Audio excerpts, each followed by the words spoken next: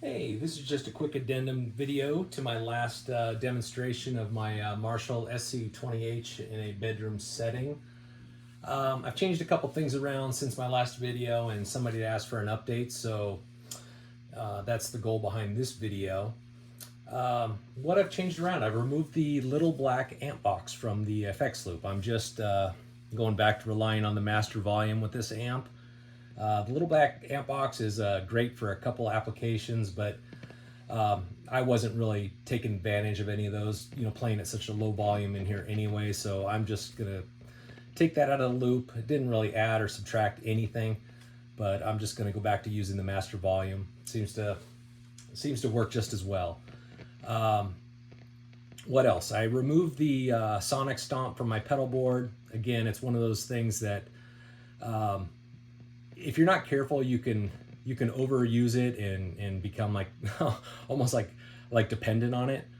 And so I removed it from my pedal board to see if it was something I actually truly needed. And it took a little bit to kind of get used to not having it on there, but I'm kind of doing okay without it, so it's in a drawer. And lastly, I've removed the PS6 harmonist pedal and just replaced that with a MXR analog chorus. They're very similar. I mean, the detune will get you really close to chorus and vice versa. But I don't know, I was going through a Zakk Wylde phase a little bit ago and put the chorus back on there.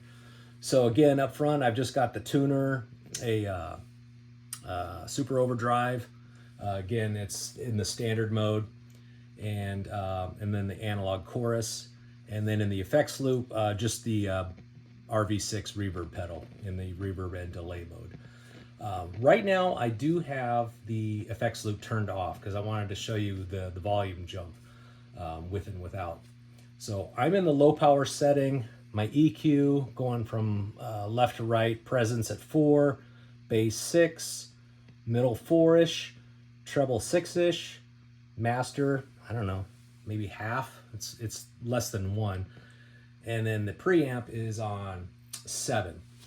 And with the in the low power setting, the effects loop turned off, I'm getting a bedroom volume around 85 decibels, which is, I think, a little on the high side for what most people would consider bedroom volume, but anything lower and it starts to sound like crap.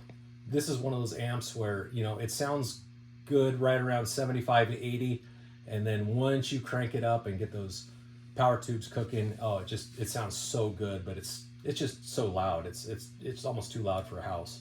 But here's what we start off with.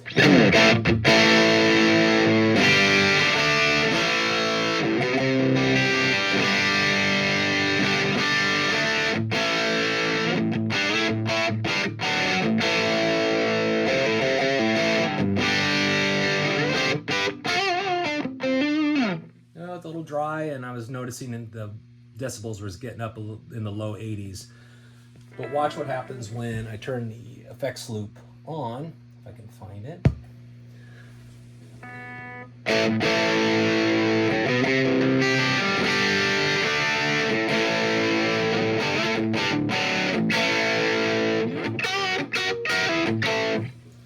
So you notice it dropped about 5 decibels. So once you have the effects loop on, you're normally going to leave it on all the time, so you just dial it in around that and you'll be fine. But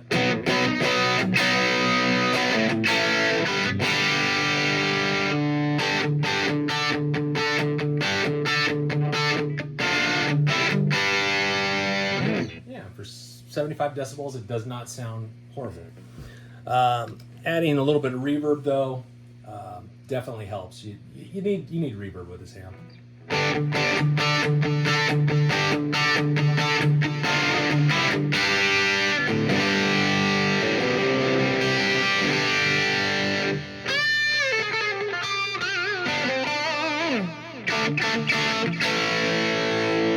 Yeah, so I think the highest I saw there was about 76, and this is, I would consider this like TV volume.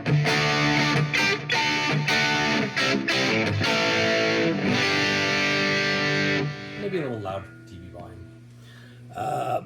Adding in some chorus, kind of going back to a single coil Sounds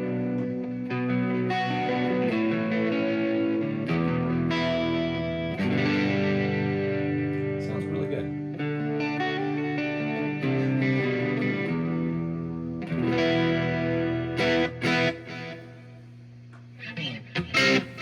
And then adding in some overdrive.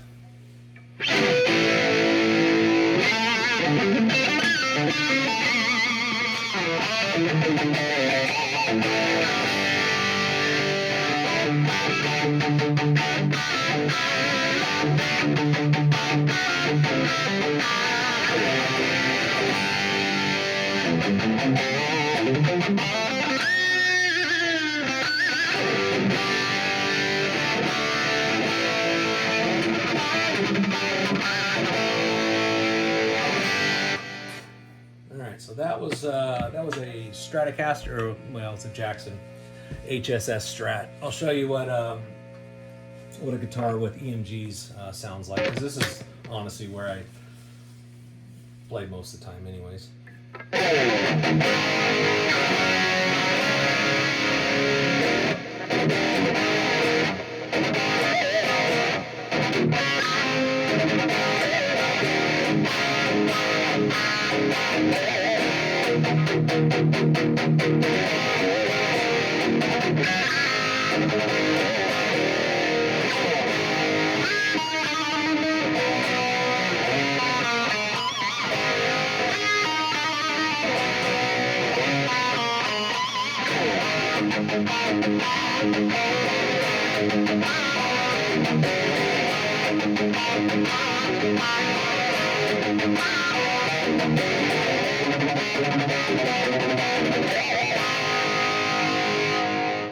Yeah.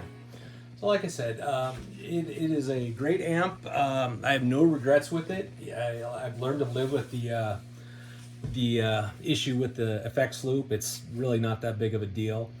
I think it's a great amp at $1,200 for when I bought it. I don't know if I'd be looking at this same model for whatever they're going now, like 1,700 or 1,800 or whatever it is. I mean, there's a lot of options out there at that price point. But if you want that Marshall JCM800 sound, I mean that sound, this is a great amp. Anyway, hope this helps. If you have any questions, let me know.